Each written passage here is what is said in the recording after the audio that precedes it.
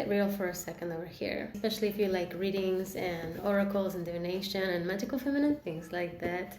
Here's something that not a lot of people talk about, and it's the ways in which this art of divination is misused. Okay, when we use readings to avoid our anxiety, our fears, our feelings of uncertainty, when we don't want to take full responsibility for our own decisions, for our own lives, or when we live in a fantasy of what's possible, what could happen, all of these things are shadow ways of using readings and divination. And personally, I don't feel that that was the way it was intended. I've been a reader for over 9 years. I've always been very psychic since I was a little girl.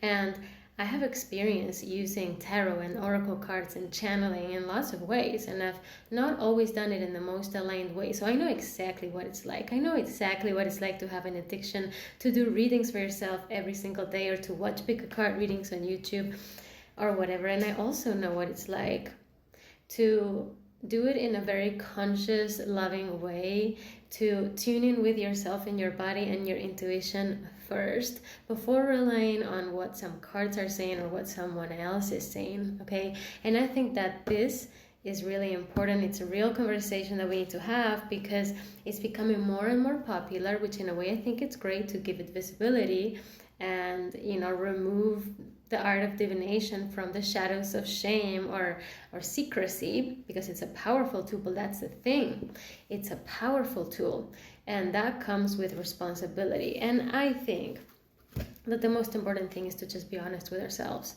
And that's why I do evolutionary readings. I don't just do random future predictions. I don't just tell you what you want to hear.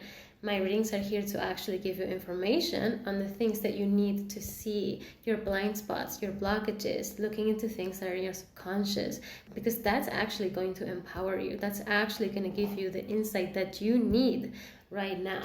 It's like, for me, readings are supposed to be a tool that remind you that you are the creator of your life, that you are powerful, okay? You are more powerful than you realize. Readings are not supposed to make you feel powerless, or like your destiny is already decided for, or like you have to look outside of you all the time for making your own decisions. And that doesn't mean that you have to do life by yourself. It doesn't mean that you can't rely on other people or external things. I don't buy that either. We are interdependent, and it's okay. The question is how.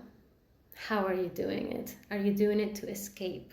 Are you watching or reading or pulling your cards to avoid a feeling? Or are you doing it as a way to connect more deeply with yourself?